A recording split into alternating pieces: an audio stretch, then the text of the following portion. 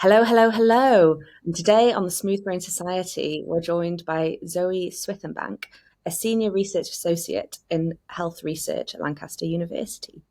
Zoe works at the intersection of mental health, addiction, and public health, looking closely at how people with complex needs navigate care and how services can better support them. Her research spans treatment pathways for people with both alcohol use and mental health challenges, the realities of supporting behaviour change like smoking cessation, and the structural barriers that shape access to care.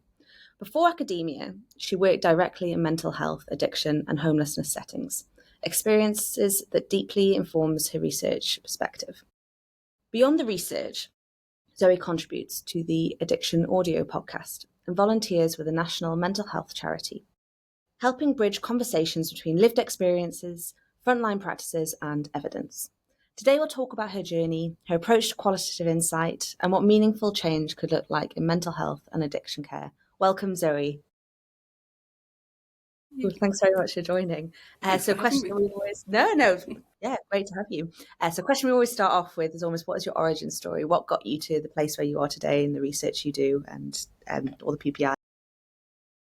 So I ended up in research because I initially ended up in addiction treatment myself and in mental health treatment about 10 years ago now, I think just over, and got very involved in kind of that world, the sort of recovery focused stuff. So I ended up volunteering in both services and then working in substance use services, and I wanted to do more. I felt like obviously I felt like I was helping people kind of on the ground, but I had a lot of kind of questions around sort of the policy side and the organisational aspects. So I found a master's that was close enough to me to commute, which was in public health with an addictions focus. So I did that, loved it, and that kind of everything went on from there basically. So that was the sort of foundation for my PhD. I built on that, and yeah, that's why for me lived experience is really important. No, awesome. So then you said PhD. What was sort of your PhD in? Did it link? Does it link quite well to sort of your experiences, or was it like how some of us do PhDs, which is we decide that okay, this is the best sort of idea we can find because somebody else is doing it and jumping on board. I was really lucky. So the Society for the Study of Addiction funded my PhD. So it was, yeah. So I wrote it. I wrote the proposal and everything, and it was based on my experiences in treatment. Um, so for my masters, I interviewed people in residential treatment about their sort of attitudes and perceptions around smoking, and if that was a helpful sort of context to be looking at it in, and got some really interesting stuff. So for the PhD, I wanted to kind of build on that. So yeah, it was very much kind of built around what I knew from being in and working in services, and what I'd seen, people I'd spoken to, and then on that research, I wanted to do more and figure out not just is this a good idea, but what does it look like? How can we do it? Yeah, interesting. What kind of services were you looking at for in relation to the addiction? So I interviewed people from across the northwest, for people accessing substance use treatment services. So they were for any substance, and the kind of general eligibility criteria, if you like. If someone thinks they've got a problem with a substance, then that's good enough for me. Don't rely too heavily on sort of official diagnostics because that misses a lot of people. So yeah, it was anyone that was accessing either community or residential services, to address their substance use. I think we should probably ask a slightly basic question, which is what do these sort of services look like, or what help can you receive for somebody who has sort of no idea about them, no idea about these organizations, what they do? Could you sort of paint a picture for us? Yeah, so starting with community. If one of us decided that we thought we could do with some help, you might go to your GP or you might Google and find your local service, and you'd either get an appointment or you'd turn up and speak to somebody, and say, I'm concerned about my alcohol use or my drug use or whatever. And you'd meet with a key worker who would do some kind of assessment, so fill in all the paperwork as to kind of how severe that is, if you like, and what's going on for you, and sort of all the other issues going on. Because it's rare that these issues happen kind of in isolation. There's normally a whole host of things going on, which is why I'm also interested in the mental health aspect. So you do that, and then once you've been accepted into treatment, then the pathway will vary somewhat depending on your personal situation and the substance. But generally, you'd go through a series of kind of group work programs where they'd work through sort of starting from, motivation to change, learning about recovery and what that looks like. Obviously, if someone's physically dependent, then there will be sort of that aspect of it too. So whether that's medication or some kind of detox. So there's different options and different sort of pathways depending on the severity and all the other issues going on. But the group work is a big part of it, and that's kind of why I was quite keen to do something looking at that, because in my experience there was a lot of focus around recovery, which is great, and I think that's really important. But the services kind of have limited capacity to actually work with that. So again, I'm backtracking, but for me, recovery is not just about not using the substance. It's a really holistic process about improving your life. So that's why for me, smoking cessation is a really important part of it. So physical and mental health. It's not just about I'm not using drugs, so I'm okay. But what else? How is your life? Are you happy? Are you fulfilled? Does your life have meaning? So it's all that kind of stuff that I think is a much bigger part. But due to the way that services are funded, there's not always a lot of kind of follow-on support. So once you've kind of hopefully successfully completed the treatment program, there might be some kind of recovery support you can access, but it's generally a lot less structured, less available because it's not part of the sort of core treatment offer. That makes sense. So when you say about groups, is it things like AA, or is it different types of groups? We've got one in the north east called Recovery Connections, for example. Is it the fact that you're kind of building like a life around that, instead of it just as soon as you stop taking, whatever substance you're taking, there's so much more than that. So you're building a life afterwards, I guess, isn't it? Yeah, definitely. I mean, for me, it's kind of a combination of the statutory services. So they're normally run by, well, occasionally NHS, but your CGL, your Turning Point, your Westminster Drug Project, and others. And they'll do the more kind of structured groups, if you like. But then so some people use AA, NA, Smart Recovery, or other sort of independent groups, either as well as or instead of, depending on people's need, treatment.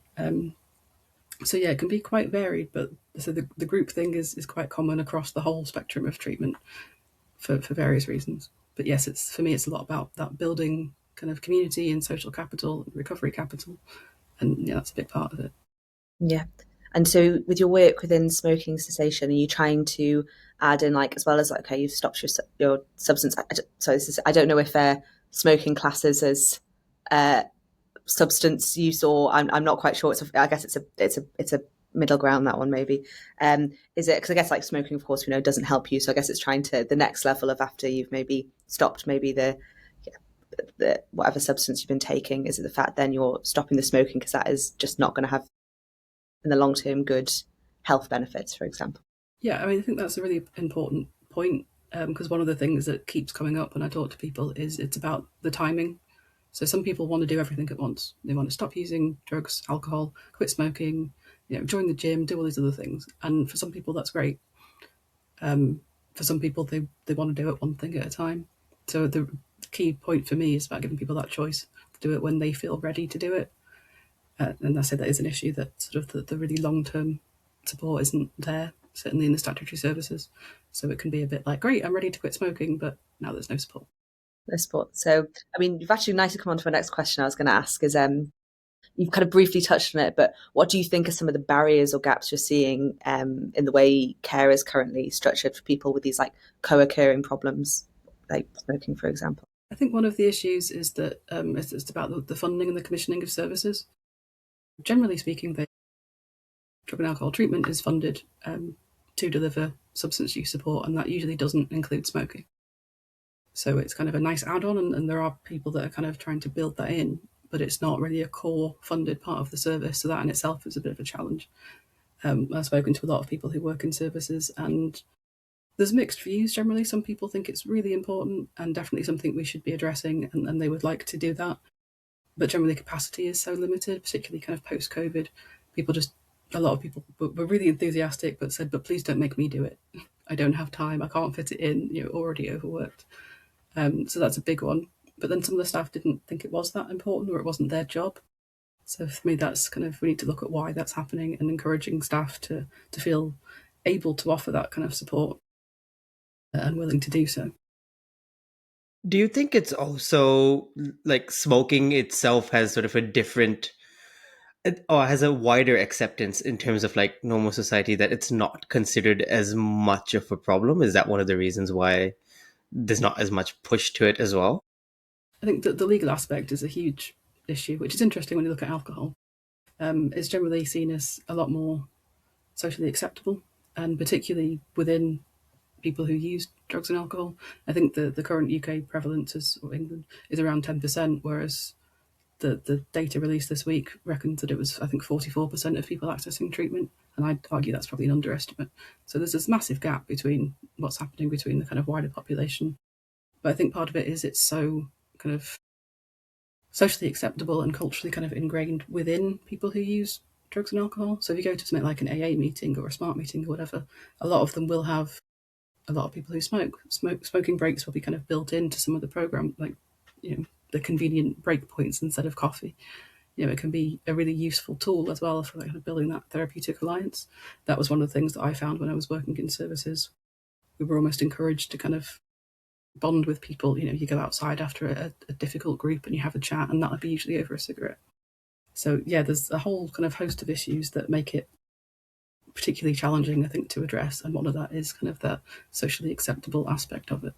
Yeah, I guess if it was the choice between going back to the substance, like the addiction, is it better for that or to have the smoking addiction? Is probably what I'm kind of getting is the feeling of what you're saying.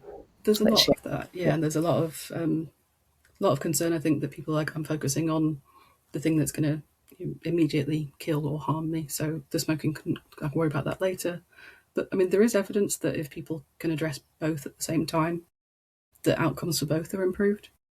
So that's not generally kind of acknowledged. I don't think it's very much a one thing at a time. You can't do everything at once, so don't kind of stress yourself.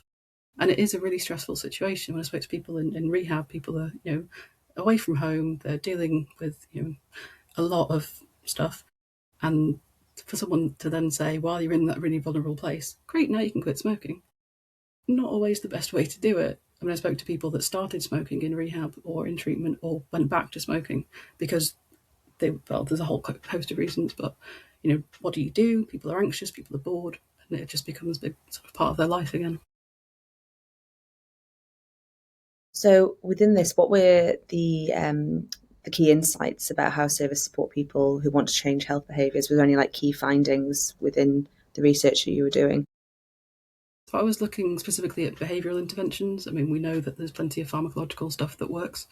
So that did come up a little bit, but I was looking more at things like, well, mainly at the acceptability to people accessing services. That was kind of what I think makes my research quite unusual, in that it wasn't looking so much at effectiveness, because we know what works. There's decades of evidence on smoking cessation, but it's what works in this context, and how can we get that?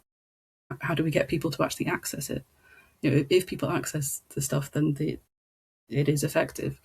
But there's so many barriers in place that can be really difficult.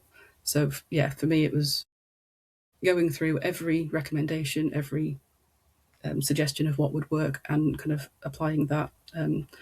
If you're familiar with behaviour change, the behaviour change wheel, then I use the APPEASE framework. So but with a bit of a twist. So one of the letters is acceptability. So I made that kind of my, if you don't meet this, you're not in kind of thing. But it was acceptability to people who would be accessing the service. So obviously it needs to be acceptable to everyone. We need organisations and management and staff to be on board. But if people accessing it aren't going to like it, aren't going to think it's worth doing, then I don't think it's worth doing. So that was kind of how I sort of filtered and focused my recommendations about what we should be doing.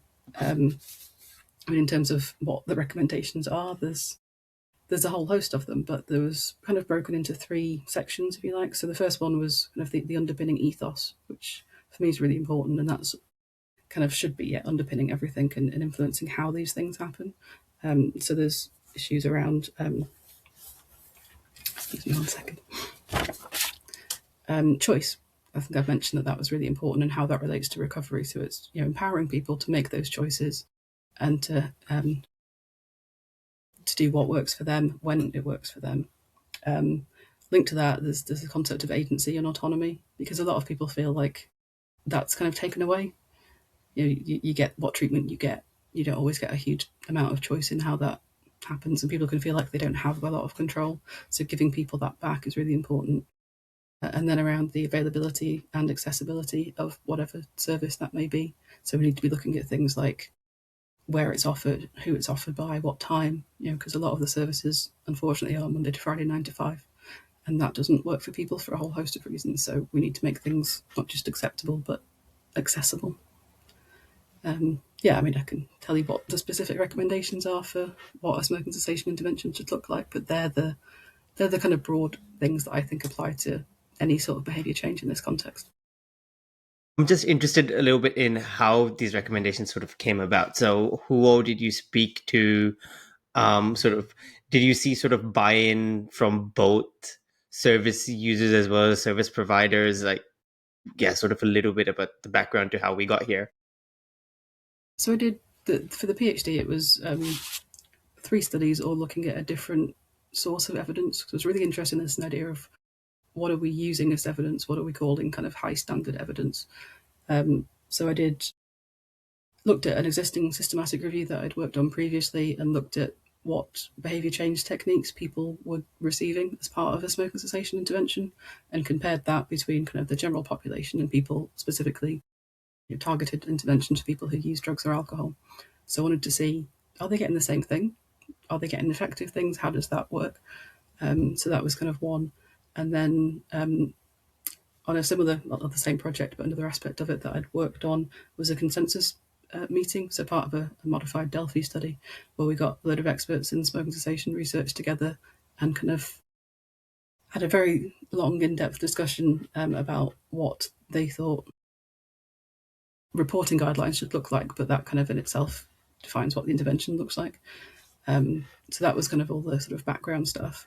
And then the really kind of key bit for me was then the interviews with, it was with staff and people accessing services to get both of those perspectives. Because I think I said, you need both. You can't, if one side isn't on board, there's no point doing it. So there were definitely differences of opinion amongst and between the different groups. One that for me was really interesting is that nearly every person accessing services that I spoke to said that they thought the staff working in the substance use service would be ideally placed to offer this. They said they already know about addiction, they already know about these things. We've got a great relationship. Yeah, they would be brilliant. Nearly all of the staff said, I couldn't do it. I don't know enough, or I don't have capacity, I don't have the skills. So there was definite sort of difference in perspective about who was qualified to offer that, really, which I thought was really interesting, that the service users had much more sort of confidence in the staff than they had in themselves. It sounds like empowering the staff would be a really good step out from what you're saying. Yeah, definitely. That's one of my kind of key recommendations for future workers. We need that. Because it is difficult, particularly when you're talking about things like e-cigarettes, which come up quite a lot. I've spoken to health professionals and a whole range of people who just aren't entirely sure what they're supposed to be saying about e-cigarettes, because it is so fast-paced. Evidence is constantly changing, and recommendations are changing from NICE and people. So it is really difficult for people to feel like they have a definitive idea about what they're supposed to say and what they're supposed to recommend. So I think for that aspect, for me, is something that definitely needs some further work. It makes sense. Is there an area or a group which you've done interviews of that you feel have already set up quite a good kind of almost like protocol or kind of setting that kind of is something that you'd like to mimic elsewhere, or is there nowhere that's you think is doing a particularly I'm very interested in some work that's happening. I think CGL are doing it down in Croydon. So this is not part of my PhD. This is just some work that I know of. So please check the details with them, basically. But because they're looking at not just smoking cessation, but kind of a harm reduction and a sort of motivational aspect to the pathway. So it's not just a lot of smoking cessation interventions for any population are based on you set a quit date and you do, whether it's behavioural support or nicotine patches or an e-cigarette, and then you quit smoking. And there's not a lot of wiggle room in that. It doesn't always work for a lot of people. I think the idea is that you've had one cigarette, therefore you failed. That for me was a massive problem, because we're just setting people up to fail, and then all the things that go along with that, feeling like you've let yourself down or other people down, can lead to a bigger relapse, if you like. So I think that's really important, looking at those different approaches and how can we reduce harm and encourage people to kind of want to make those changes and feel ready to. So yeah, I'm very interested in the work that they're doing, because they're using those kind of different pathways to sort of encourage people, rather than just a straightforward, you must quit smoking now. I guess so. From what I know, please tell me if I'm wrong here. Just with with substance use and addiction, when people go to rehab, a lot of the time what they do is they give everyone the tools. So if they do fall off the wagon, for example, um, I've heard people say is they like it's that's not failure. It's you being able to have the tools to be able to be like, right, this is not the end of the world. I can I can become sober. Quit this addiction. Well, I guess so. Would you say like smoking? You would do something similar where it's like even if you have one, it's like that's not a failure. That's I've got the tools to kind of help me carry stop smoking again. Yeah. Less. And I think that's a really important point for smoking and for all substance use, that we kind of get into this mindset that you've had one drink or one cigarette or whatever, and you failed, and that can kind of spiral into a self-blame and all the rest of it. So it's kind of switching that onto, okay, this happened, what can I learn from it? And it doesn't undo all the work you've done before that. If you've been sober or quit smoking or whatever for so long, having one does not take you back to square one or even further back. It takes you to, well, I'm at this point. What do I know about it? What can I learn from the? It's that whole thing about a lapse versus a relapse. A lapse is not, you start from scratch again. It happened, but I have the tools, I have this information, and I have now this experience to add to that. So what can I learn from it, and how can I move forward? And yeah, I think that's a really positive thing that we should be encouraging. The other thing, I guess, which is hard, like you mentioned, is a lot of programs like Smart sort of have smoking breaks almost. You didn't say the word encouraging, but it is in a way like saying that it's okay to do this, okay to smoke. Does that mean that we need to sort of change our approach and systems to account for smoking now? And then how would you replace what people have accounted for as like, yeah, smoking is okay, to change that? Am I making sense with what I'm asking? I think so. If my answer's completely off target, then we'll revisit it. But it's very much a social norms kind of issue that needs to be shifted, and a lot of that is around people's attitudes with the whole, one thing at a time. You can't do that. And a lot of people you talk to will say, oh, I've given up everything else, I can't give up this, it's my only vice, it's all I've got left, kind of thing. So it's sort of about shifting those the social norms to making that okay, and not work in the sort of general population. We've changed so much in how we view smoking over the past couple of decades. It used to be you could smoke everywhere, you could smoke at university, you could smoke on a plane, and now that seems ridiculous. You wouldn't think to walk into work and light up, would you? But so it's kind of shifting that in a way that doesn't feel like it's being, what's the word? You want people to feel encouraged, not punished. I think that's one of the issues, that people feel like it's a lot around identity, particularly if you're in recovery or accessing treatment, and people can kind of struggle with that, and figuring out your identity as now a non-smoker can be quite difficult, particularly if your identity is now become part of this group of people in recovery or trying to be in recovery, and they all smoke. So it can kind of be quite challenging on an individual level. So I think by trying to challenge some of those social norms and saying, we know smoking happens, but we're not going to make it easy, if you like. So yes, you can smoke, but you have to go, off the premises or whatever. We're making it just that little bit more of a choice, I suppose, to do it rather than just the default. I think that's kind of the big issue for me. And I've forgotten the rest of your question. I'm sorry. I mean, no, that kind of answers it quite well. In sort of like, yeah, encouraging it, sort of making it like it is a bit more of a choice for you to actively do it. Um, no, yeah, thanks. I'm still thinking of like in the 60s how smoking was allowed on planes. Blows my mind. Like, surely that's not a smart idea in any way. You wouldn't think so, but yeah. No. So I know we've spoken a little bit about the smoking cessation and the addiction, but we also a little bit. I want to chat a little bit about the mental health and addiction as well, because I appreciate you volunteer for a mental health charity. So, what do you think? In what ways, like health systems, maybe do they separate mental health and addiction too much? Do they kind of go hand in hand with each other? Does it truly reflect like this lived experience? I think there's a bit of a mismatch in there, basically, and how they kind of like the comorbidity, shall we say? I think yeah, there's very much a mismatch with kind of what people are living and what services are kind of acknowledging. So, like I said, substance use services are commissioned and run by non-NHS services usually, whereas mental health is usually NHS. So you've got a whole host of issues there that the separate services, separate organisations, separate IT systems, separate staff, separate everything. So getting those two to communicate can be quite tricky if you even get into one. But there's also this issue of kind of access, that if you turn up to a mental health service and you have a problem with alcohol or drugs, quite often they'll send you away.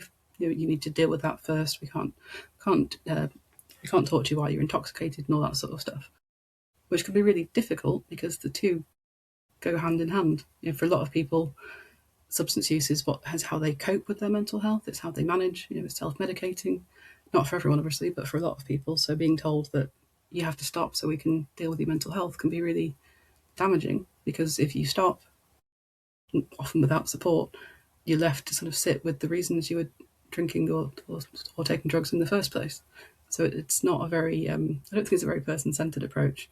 And it feels like a bit of a ping pong effect where you can be kind of bounced between the services depending on your eligibility and who you speak to. And yeah, I mean, we've done some work at Lancaster looking at the treatment pathways for people with co-occurring substance use and mental health conditions.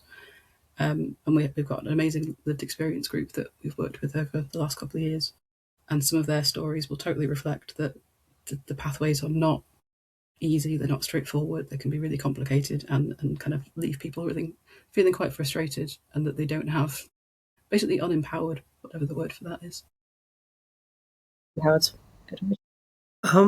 So wait, did you say that the NHS doesn't necessarily cover addictions as much as it does like sort of mental health? Yeah, the addiction services are usually tendered out to different organisations. They come through the public health grant rather than through the NHS. So it's a whole different funding system, and also with things like with the substance use services, they normally go up for tender every few years.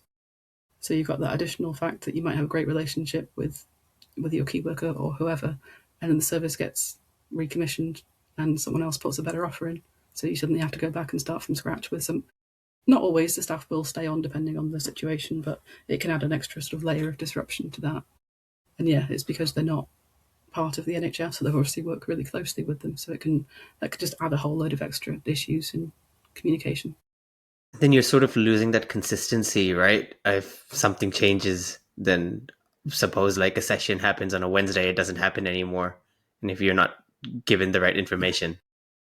Yeah, that's a massive issue. And when I was working in services, I think I was volunteering when we had a sort of shift from one organisation, one provider to another, and that was very difficult for people, well, for the staff obviously, because they don't know what's happening with their jobs.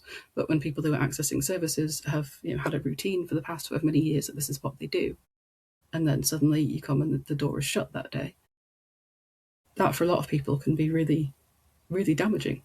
You've got your routine, you know that keeps you safe, that keeps you well, this is what you do, and then you feel like your kind of support network, your lifeline's been taken away. And yeah, having spoken to some people who kind of lived through that, for some people it was really, really damaging. It's so sad to hear that when people, even if they are going through addiction, going like, I need some help with my mental health, like can't do anything.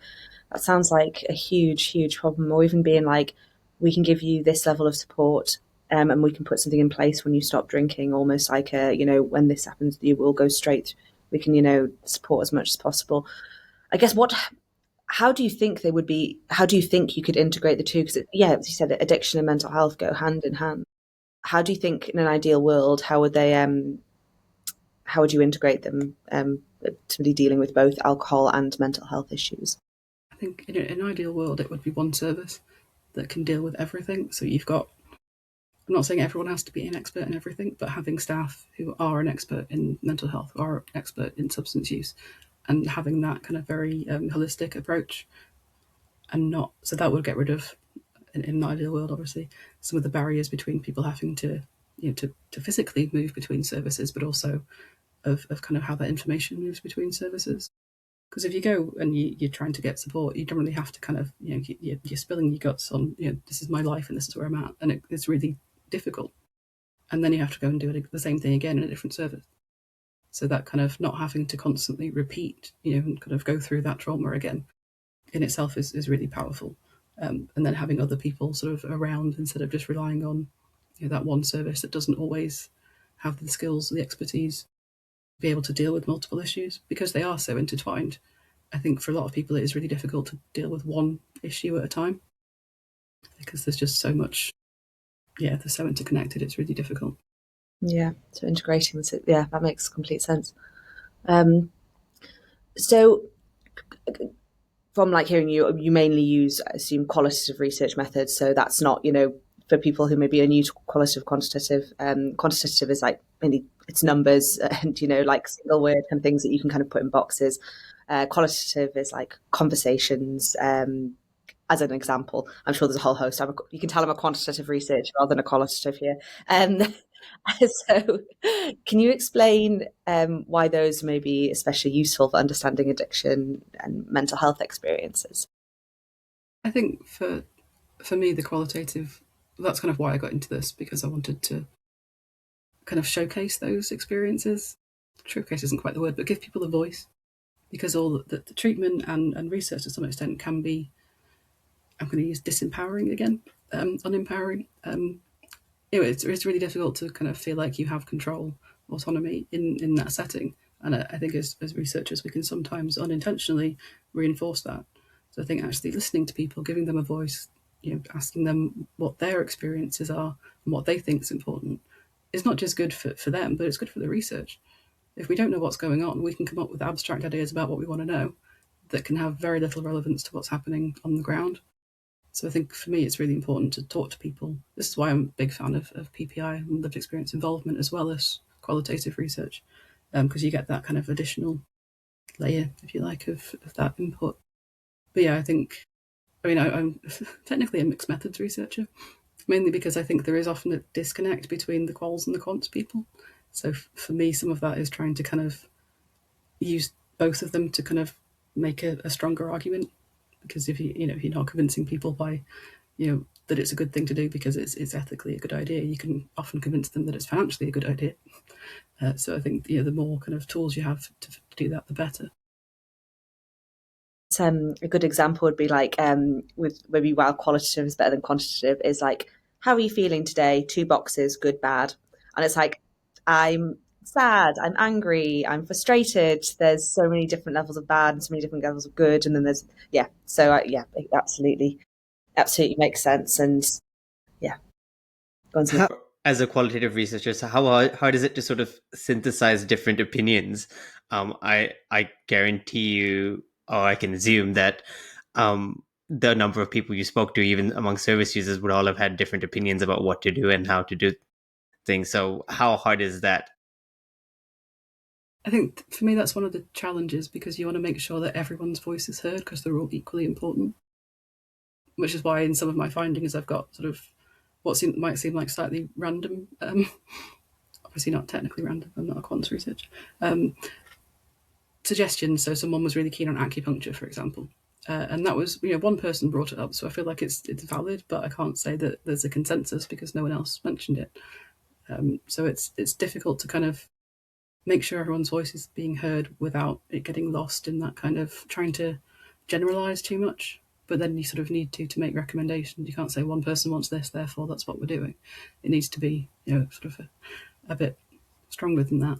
So it is really difficult, and there's so many different perspectives. And if you start doing something like a focus group or something, then you're going to get all those different people sort of talking, and arguing potentially, and all the rest of it, which is what makes it really interesting, because you want those different perspectives. If we're not understanding not just the what, but the why and the how, then how are we going to address it? So yeah, it's kind of a challenge, but also a definite strength if we can do it well. Yeah, that absolutely makes sense. I guess it's very difficult to balance the scientific rigor of being an academic or researcher with the messiness of real human experience and putting it into qualitative data. So let's say, as you're saying, that maybe acupuncture, for example, how would you? So yeah, if you've kind of got with qualitative, somebody might have said 5 comments that nobody else has said. How do you then incorporate that into when your analysis or you're crafting your recommendations for what they should do? I think with using the acupuncture example, it was trying to figure out why they thought that was important. So a lot of that came down to that kind of the main theme around choice. So it's that people wanted different options. They didn't just want this is what you get. They wanted a choice. They wanted to be able to choose what worked for them. So it was kind of unpicking that the why rather than just the what. So yeah, so people came up with all sorts of different ideas, some of which were, completely impossible but lovely ideas, and some of which were just, a bit out there. So I wanted to kind of include all of those, and you don't want to dismiss people's ideas because they've come from somewhere. But it's trying to figure out why they think that's a good idea and what that might look like in a sort of slightly more generalised recommendation, but then without losing the individual voice. Tricky. Yeah, absolutely makes sense. Why I honestly applaud anyone who works with qualitative data, because it can be really quite something, but really incredibly important. I mean, we were only talking about the service user side. It would be on the other side as well, right? Of sort of the service providers. They'd all have opinions about what they can and want to do. Um, Yeah, there was definitely a divide between some of the staff who didn't think it was important, didn't think it was, they were very against the idea. And I suppose I was quite lucky that they even spoke to me, because a lot of people, when you say, I want to talk to you about smoking, people are like, it's not important, I don't care. So I was actually, those interviews were really important to understand why they didn't think it was important, and kind of how that shapes what's happening. Um, Interesting when you're going, this is my life's work and this is what I think, and they're going, no, we don't like that. So it's certainly challenging on a personal level, particularly because some of the interviewees were people that I had worked with. So which I hope was a positive, because they obviously felt comfortable telling me these things. But yeah, that's a slightly different issue. But there were definitely that sort of divide between the people that didn't think it was a good idea, usually because they didn't think it was in the best interest of people accessing services, not because they didn't care, but because they thought, we are here to stop somebody from, injecting heroin or whatever that may be, and that's our priority, and that's what we do, and that's what we do well. So the other stuff they felt was perhaps diluting some of that. So yeah, they were all very well intentioned. I don't think people work in this field. It's not because it's brilliantly paid or whatever. It's because people care about it. So that was sort of, again, unpicking that kind of why, and what, if it was relevant, what you could do to kind of challenge some of those ideas. I mean, you also mentioned earlier that people are competing for limited funding, so I don't think anybody's making a lot of money in this field generally. Um, but that's an interesting point. So by thinking that they were diluting the service, was it because they would think that more people would come to the service if they were offering something, or they wouldn't have the capacity, or they have too many service users come, like, or is it just like focus wise that you're diluting what you can do?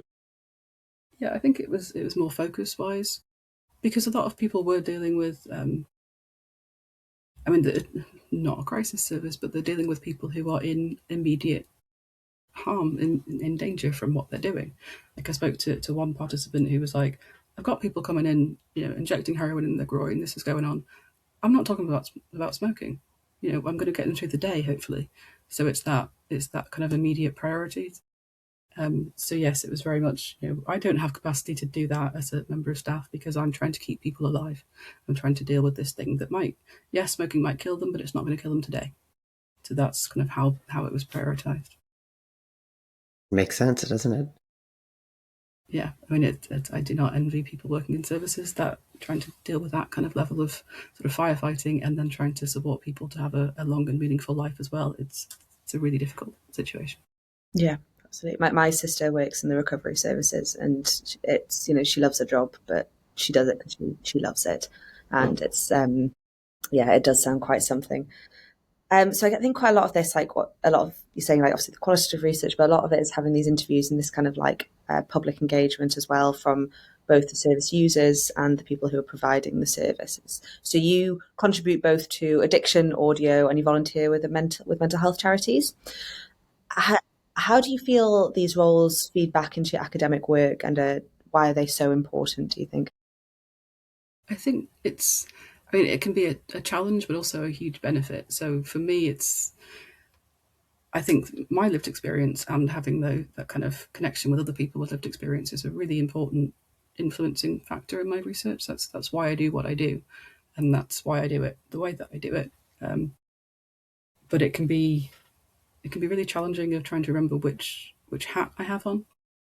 So particularly with the mental health and alcohol project that we're working on, I had a group of people with lived experience, and I had not the same lived experience, but the same type, if you like. So remembering I'm there as a researcher, not as a expert by experience or PPI member or whatever terminology you want to use. So that I think for me can be slightly difficult to separate the two because I'm not two different people. I have all these different, as we all do, all these different aspects. So trying to kind of balance that and remember which job I'm doing because I do PPI work as an expert by experience or whatever, sort of with other groups. And yeah, I volunteer. Recently joined the board of trustees for Rethink Mental Illness. I've volunteered with them for some years now, and I really wanted to get more involved in kind of the organisational aspect of it and figure out how that can be shaped by lived experience. And as an organisation, they are amazing at the lived experience involvement, co-production. They've been doing it for quite some time. Can't say it's always been easy. I've been involved in arguing and challenging some things over the years, but they keep doing it and they do it well. So that is quite sort of inspiring for me to think, well, they can get it right. Other people can too. So I feel like it's kind of a duty, if you like, to sort of push that agenda that it is really important and there's no reason people can't be engaging more with lived experience involvement. Yeah, absolutely makes sense. And I guess from that, what was something that you'd wish that the public, practitioners, policymakers understood more clearly about people with maybe even just substance use or co-occurring kind of substance use and mental health issues? So I think we try to drive home. there's so much. I mean, things have changed a lot, but there's still stigma is still alive and well. Unfortunately, there's a lot of perhaps outdated ideas about what someone with a mental health condition or someone with a substance use disorder looks like, and in some cases is that they're somehow less deserving of treatment. Particularly with addiction, I think people are more inclined to blame someone for that. It's a choice; they picked up the drug or whatever. Whereas mental health has shifted a bit more, but we still have some quite outdated ideas. Like I say, I've been in situations as a person with lived experience, and the way I get treated in some circumstances can be quite frustrating, shall we say. Some of the things that you hear about the assumptions made um, is really challenging. And then I go, well, actually, I'm here as the researcher. I've got a PhD, and the kind of perceptions are like, oh, and that challenges things. But yeah, I think generally speaking, we've got a long way to go in terms of challenging stigma. Yeah, I still keep coming back to the thing which you said that addiction services aren't treated the same way as mental health services are when um yeah, well, with people, like we said, the comorbidity of the two is so high. I do not know the exact stats, but I remember reading somewhere that it's usually around 50% if someone has a substance use disorder of some sort, they have 50% likely or slightly higher to have some sort of mental health condition along with them to some extent. With that, I know NHS are trying to pilot these things called mental health hubs. Have you heard about them? Do you know if they're viable? Have you spoken about them in any way? It's something I'm aware of. I think still figuring out what that's going to look like is going to be interesting, because there's definitely the scope to do something quite meaningful. But with a lot of these things, there's, I think, perhaps a reluctance or a concern that it might be short lived. Certainly from the mental health sphere, we've seen a lot of changes over the last 10 years. And each idea is met with enthusiasm, and this is going to be the answer.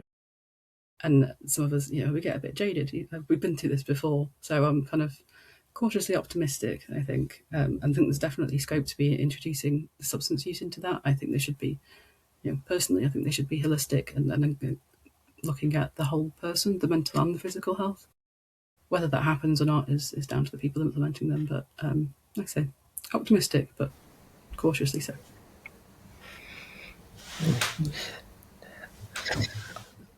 So it's just sad about the stigma, about saying about the stigma with addiction has just really got me, thinking it's of course we get older, we're going to have friends or your friends of friends, who go on to become have substance use issues, and they're so embarrassed. Even if they're on the recovery, it's almost like I think I was chatting to a friend about this, and they said like it feels like I'm the kind of like the kind of the black dot in the family, like I am, the ink kind of like spilling out, and it's sad, and I think we should be celebrating people who are have got through that, like one of the toughest things. So sad, but hopefully we can. One of the things, as long as along with them empowering some of the service users and the service people themselves, and getting rid of that stigma. Yeah, I think that is so important. And I mean, there's just so many different sort of levels of stigma that some of them are really well intentioned, but people can perhaps be sort of overprotective or shielding people from things because they're not sure you have capacity to deal with it. And so yeah, people generally, hopefully, mean well, but yeah, it's challenging. And I think even like in this conversation, the language we use is really difficult, particularly because it changes so often. Not trying to keep it kind of appropriate and meaningful and authentic without over medicalizing it, because a lot of the sort of more traditional language around this sort of stuff can be quite stigmatizing. So like I don't use the term alcoholic or addict because if someone wants to use that about themselves, that is entirely their call, but it's not something that I will put on people. Same with the, is it addiction? Is it dependence? Is it a substance use disorder? Is it, there's so many kind of nuances to it that it can be really tricky to even have an open conversation about it. I don't know if you realize I'm like stopping and pausing quite a bit to be like, I know that this is okay. And it's, because you don't want to label anybody in something, a way that's going to offend them. And, it's like, I guess it's a constant kind of like, you're always bettering and finding out what you should and shouldn't be said. I mean, for me, that's the most important bit. Language changes, people's use changes. As long as you're kind of not trying to offend anyone and you're willing to kind of adapt and try and learn from that, then I change what I say about myself quite regularly because it's evolving. And so, yeah, I think as long as we're open to that, then. Yeah, no, language is a massive thing. I think, Zoe, we've seen in some of the PPI groups we've hosted together, that sort of the terminology comes up quite a bit of like what's being said or how you say it makes a big difference.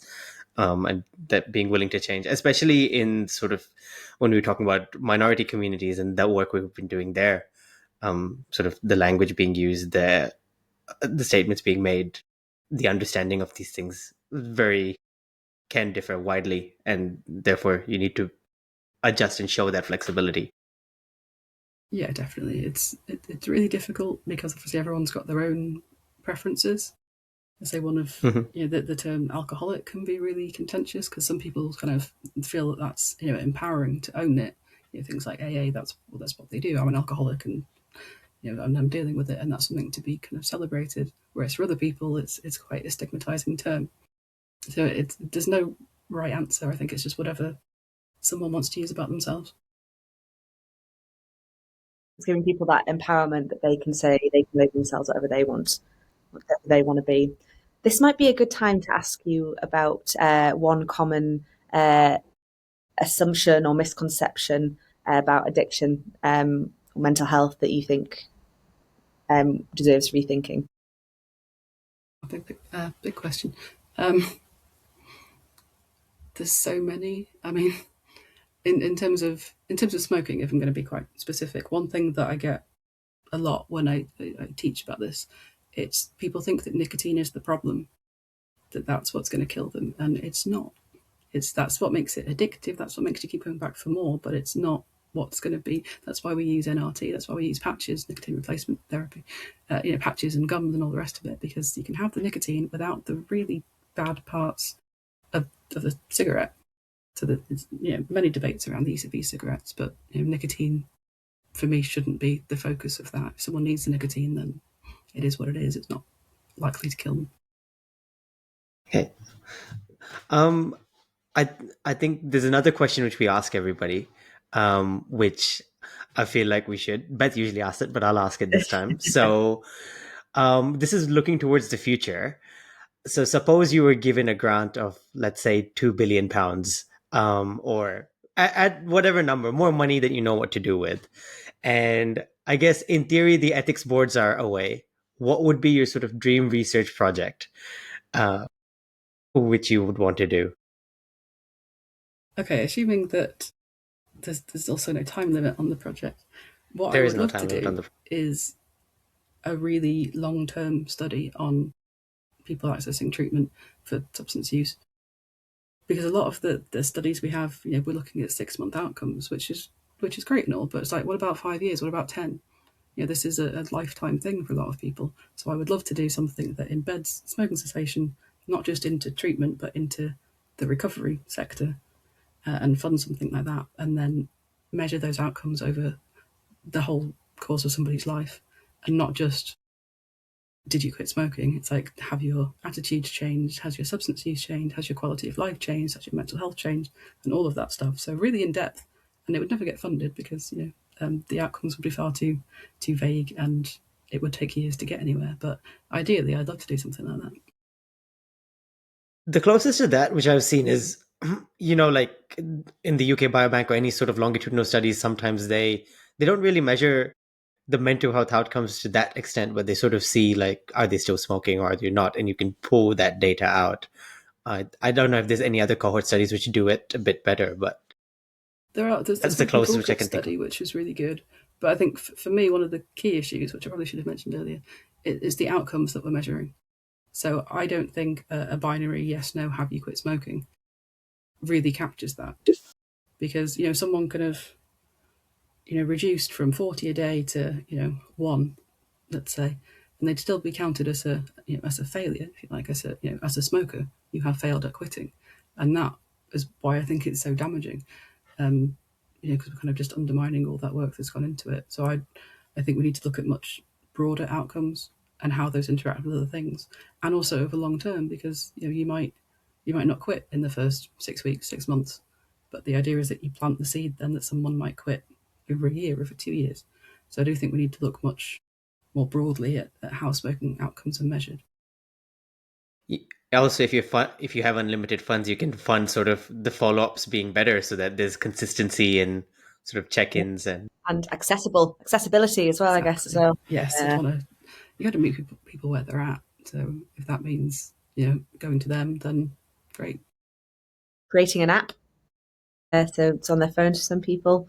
You can do Yeah, it in a multitude of ways. there's so many ways, and giving people that choice again. But having the conversations, what do you think is important? If this is your recovery journey, for one of a slightly cheesy phrase, what does that mean to you? And what outcomes are going to capture that? Because a simple "did you quit smoking? Have you used alcohol?" whatever is, it just reduces it down to something so small, and it should be so much bigger. And there are so many different facets of recovery that are really positive, and all kind of build up hopefully to a really positive recovery. But if we're not looking at all of that, then we're not seeing the whole picture. Okay. So where do you see this field heading in the next maybe decade, both in research and in like practical service delivery? I'm again cautiously optimistic with some of the work that's going on, that there is interest in expanding smoking cessation to include people in substance use treatment. I mean, ideally, we want to be expanding not just for people in treatment, but people who, for whatever reason, aren't in treatment, because there's a massive population that could probably benefit from treatment but aren't accessing it for whatever reason or aren't able to. So yeah, I think that's a really kind of key population that we're missing. So I'm hopeful that we will start shifting those norms around smoking, because for the general population, we've done really well. Smoking rates have reduced dramatically over the past couple of years, decades, whereas we're not seeing that the same in some of these subpopulations. So I think we need to look at that, all the different factors. So we know what works for smoking cessation, but how do we get it to these people that need it? How do we make it appropriate? So yeah, that's what I would like to see and what I hope we will see coming both in research and in practice. We can get you back in 5 to 10 years' time to like get the verdict, whether it's been what you expected it to be or not. Hopefully, hopefully it will all have gone wonderfully, but we'll see.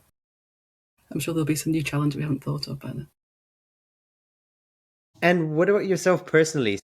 You've so we spoke about your PhD and then your current sort of work. What are you planning on doing in the next 5 to 10 years? What's your next research? I've got a lot of ideas about what I'd like to do. I think in terms of methodology, then anything PPI related is really important, and that's probably to some extent more important than the actual content for me. It's really shifting those ideas and hierarchies within research and within practice. So it's not just, we don't just have a sort of token person with lived experience. We actually embed that, so that should be across the entire life cycle of a project. How we come up with the idea in the first place, how we see if it's worth doing. So that's the work I'd really like to be doing, preferably in the kind of substance use, mental health, and recovery kind of field, and say smoking being part of that. But yeah, that's the really important bit to me, is getting that lived experience firmly embedded, which we've changed a lot over the past few years with that. It's great to see it being recognised a lot more, and so many funders expect it now that we kind of have to include it to some extent, but making sure that it's really meaningful and not just a kind of, the funders want it, so we'll tick a box, but how to really use that to its full benefit, for the research and for the people taking part and for the researchers, and then hopefully the impact of that. So yeah, I mean, I could bang on about this all day, but it's a win-win if it's done well. Everyone benefits. Yeah, that sounds really important. Is there any kind of research that you particularly want to share, or any questions that you feel you want to talk about? Which we haven't covered. I think we've covered quite a lot of the stuff that I had on my notes of things to mention.